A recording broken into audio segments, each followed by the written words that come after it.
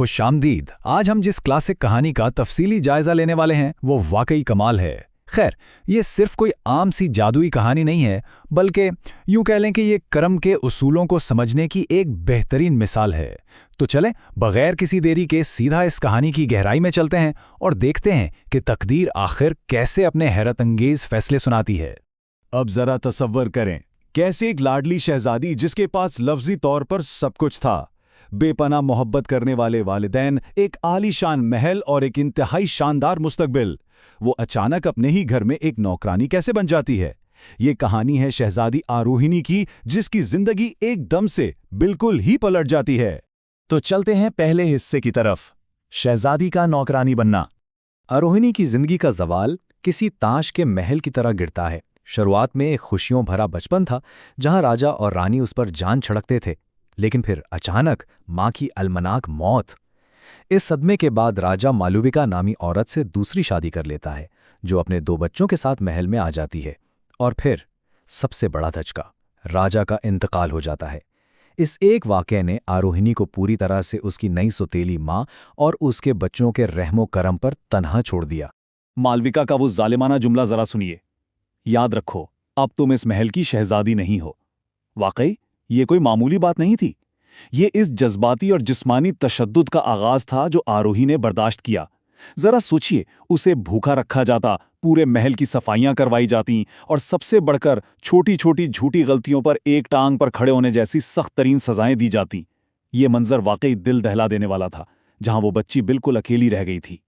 अब आते हैं दूसरे हिस्से पर, जादुई मुहाफिज सांप। तो ये जादुई मुहाफिज आखिर होता क्या है? दरअसल ये एक ऐसी माफूकुल फितरत हस्ती होती है जो शदीद खतरे के वक्त खालिस और पाक दिल लोगों की हिफाजत के लिए आती है। जब आरोहिणी रात के अंधेरे में अकेली रो रही थी, तो उसके सामने अचानक एक परी जाहिर हुई। उस परी ने उसे एक चमकता हुआ नाग यानी एक जादुई सांप तोहफे में दिया। ये कोई आम जानवर तो बिल्कुल नहीं था। ये खास तौर पर उसकी हिफाजत के लिए भेजा गया एक जबरदस्त मुहाफिज था। और यकीन माने, उस मुहाफिज ने अपना काम कमाल तरीके से किया। मतलब, जब मालविका ने आरोहिणी को सजा के तौर पर कपड़ों के 100 गट्ठे धोने का नामुमकिन टास्क दिया, तो उस सांप ने अपने जादू से पलक झपकते ही उस सारे कपड़े धो डाले। और बात यहीं खत्म नहीं होती।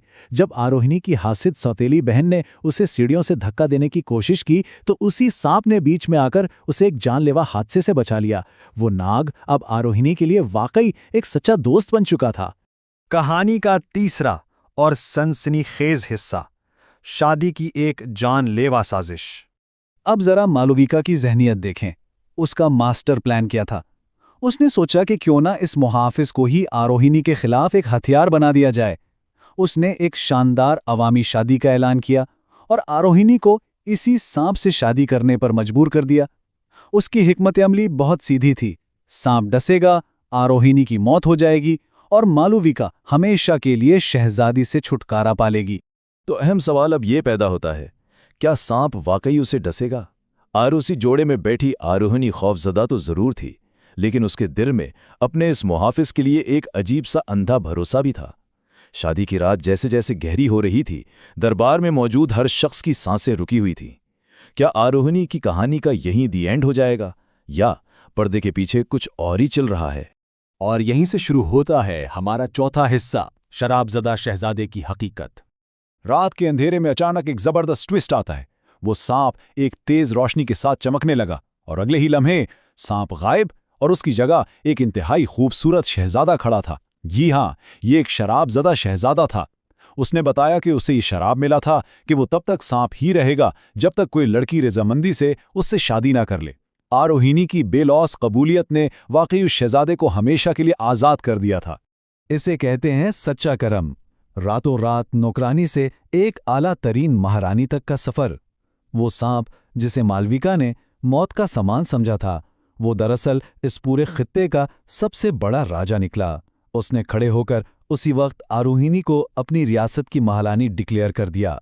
पूरा दरबार और ख़ास तौर पर वो जालिम सुतीली माँ सदमे से बिल्कुल हक्के भक्के रह गए थे। ये आरोहिणी की अच्छाई और सब्र का सबसे शानदार इनाम था। अब आते हैं कहानी के आखिरी यानी 5वें हिस्से की तरफ, लालच की कीमत। अब जरा मालविका की मंतिक चेक करें। मतलब ये सुनकर हंसी भी आती है और उसकी बेवकूफ़ी पर हैरत भी होती है।